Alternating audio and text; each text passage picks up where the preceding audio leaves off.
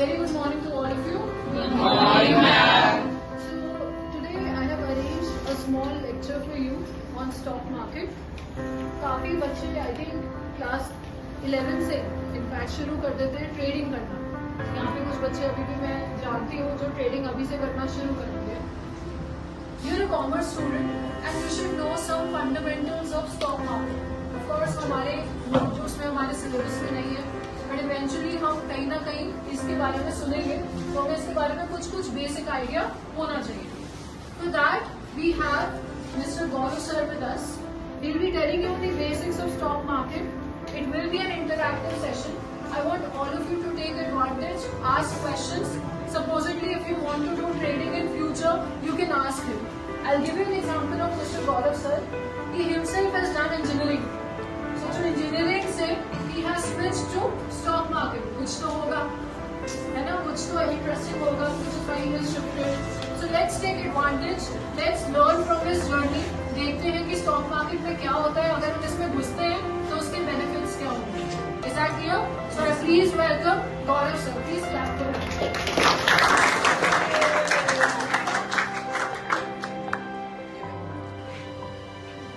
Thank you guys. तो हम अपना पहला टॉपिक स्टार्ट करते हैं कि हमें नीड टू इन्वेस्ट. हमें इन्वेस्टमेंट की क्या क्यों जरूरत पड़ती है.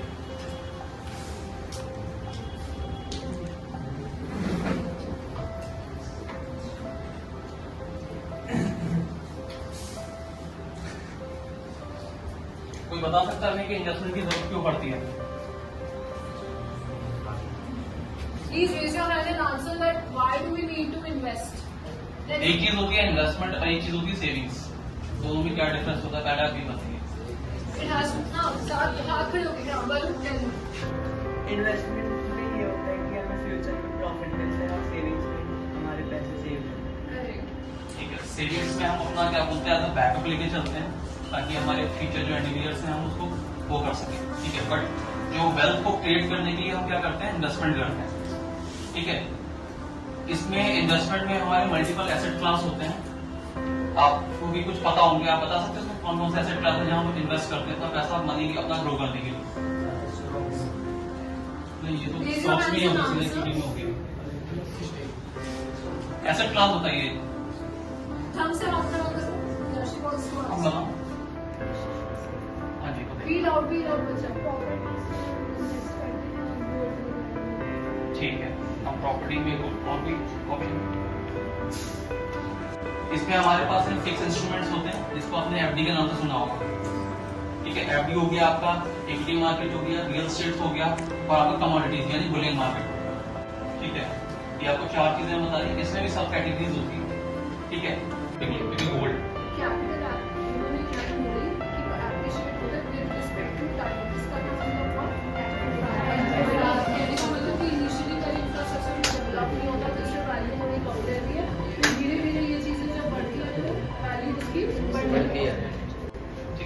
और फिर हमारा जो चौथा पॉइंट आता है वो होता है कमोडिटी यानी जो प्रीशियस मेटल हो गया. जैसे आपको पता है गोल्ड हो गया, सिल्वर हो गया. ठीक है. खासकर ज्वेलरी हो गया जो हमारे इंडियन रुपीज को बहुत ज्यादा सेव करके रखते हैं. ठीक है. तो इसने भी अच्छे रिटर्न दिए बट बहुत ज्यादा एनकरेजिंग नहीं दिया. ठीक है. आपका 7 to 8% वो ग्रो करते हैं. ठीक है. बट आप इसमें एक चीज आती है कि जो इसमें जो आपकी ग्रोथ है वो ज्यादा एनकरेजिंग नहीं है. तो आजकल दो टाइप की income. Stop talking. Voice level 0 please. Sit straight, all of you. Your spine should be straight. One thing I want to say is we are living in a 21st century. हमें दो type की income अवश्य चाहिए. One is active income and other one is passive income. Active income जो हम actually नौकरी करेंगे और कमाएंगे. पैसिव इनकम मतलब एक सेकेंड सोर्स ऑफ इनकम जो हमारे पास साथ साथ चलते रहना चाहिए. जैसे बोलते हैं लाइफ में अगर ऑप्शन ए ना चले ऑप्शन बी होना चाहिए. इसीलिए आप लोग ट्रेनिंग साथ साथ सीखो. अपनी ऑफकोर्स कोई कोर्स करो, जॉब भी करो, लेकिन पैसिव इनकम के तौर पे स्टॉक मार्केट में भी ट्रेनिंग करो. इससे क्या होगा आपकी इम्पैक्ट इसमें खाली पैसों की बात नहीं है, आपकी नॉलेज भी बढ़ेगी. जैसे सर ने बोला आप एक कंपनी के फंडामेंटल्स पढ़ते हो, उसकी टेक्निकलिटीज पढ़ते हो, तब जाके आपको समझ आता है कि आपको लेना चाहिए कि नहीं. आप इससे पूरी इकोनॉमी के बारे में अवेयर हो. So stock market, I guess, is not only about money,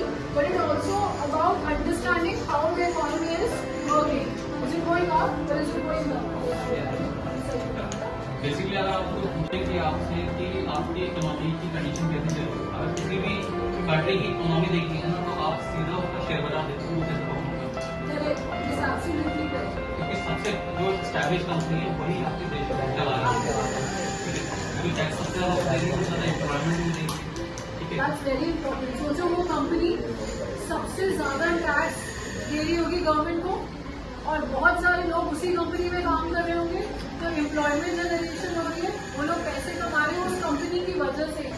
तो which means we need more of entrepreneurs, है ना। तभी स्टार्टअप इंडिया करके एक स्कीम भी शुरू हुई थी। इसी की वजह से, स्टार्टअप की वजह से आज हमारे पास घर बैठे बैठे खाना आ जाता है, 10 मिनट में ग्रॉसरी आ जाती है।